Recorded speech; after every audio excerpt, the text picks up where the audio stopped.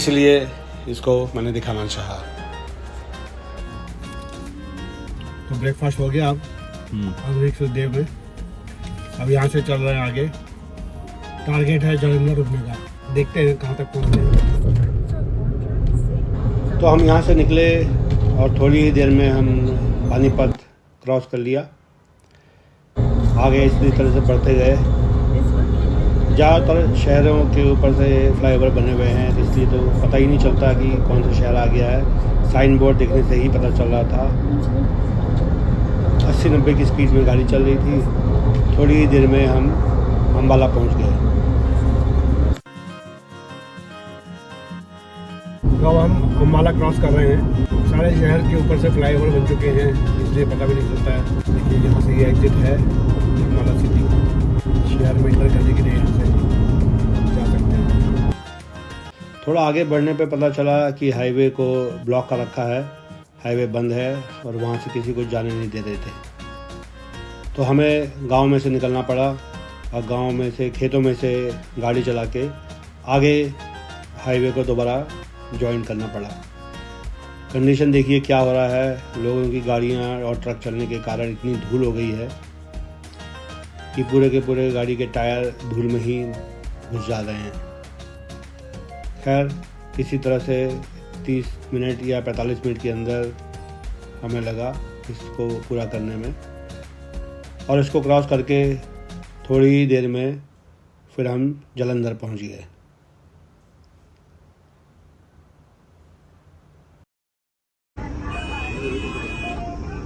ये है जालंधर का हवेली।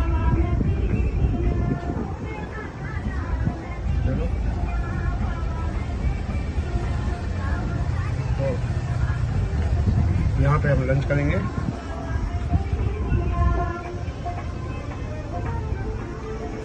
आपको मैं थोड़ा थोड़ा दिखा दे रहा हूँ।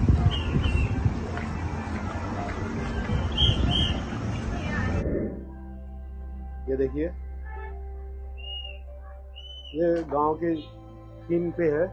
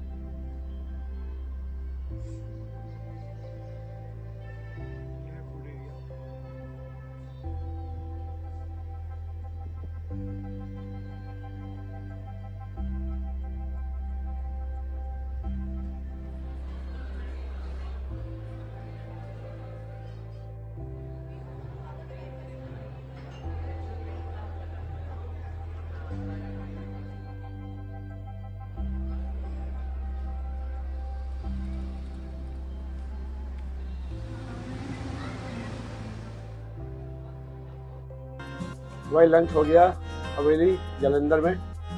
अब यहाँ से निकल रहे हैं। नेक्स्ट स्टॉप है Chenab railway bridge, Ramban.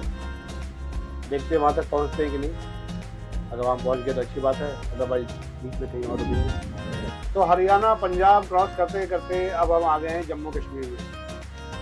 Finally थोड़ी सी राहत मिली।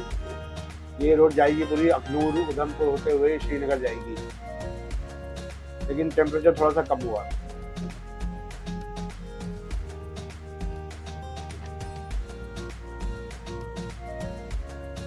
बस ऐसे ही चलते जाएंगे। अभी आज का प्लान है रामबन पहुंचने का, लेकिन थोड़ा टाइम थोड़ा ज़्यादा दिखा रहा है। अगर आगे तक रोड ठीक मिली, कोई जाम वगैरह नहीं मिला, तब तो शायद पहुंच जाएंगे। अदरवाइज बीच में कहीं रुकेंगे। तो पहले तो हमें सड़क खूब अच्छी मिली, एकदम बढ़िया बनी हुई थी। अचानक ही सड़क ख़त्म हो गई और कच्ची सड़क शुरू हो गई।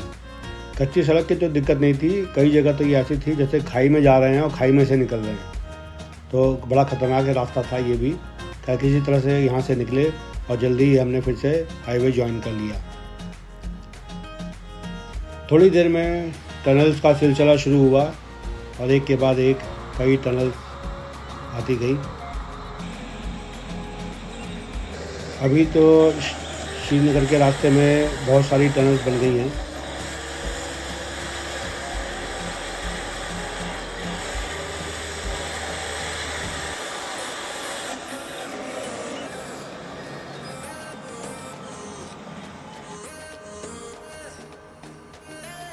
टनल्स का सिलसिला जारी रहा, एक के बाद एक कई टनल्स आती गईं। ये श्रीनगर के हाईवे पे अब तो कई सारी टनल्स बन गई हैं। एक टनल की लंबाई तो 8 किलोमीटर से भी ज़्यादा थी।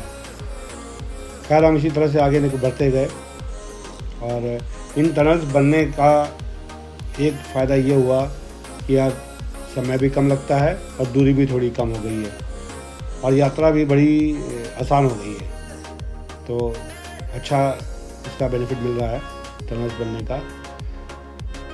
अब यहाँ टनल्स क्रॉस करते करते शाम हो गई थी। शाम को लगभग 7:30 बज गए थे। अब ऐसा मन कर रहा था कि बस होटल मिल जाए और जाके रेस्ट करें।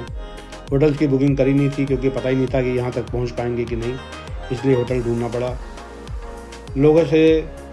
लोकल लोगों से पूछने के बाद होटल्स के बारे में पता चला और फिर हमने एक होटल लेकर के वहाँ पे रेस्ट किया।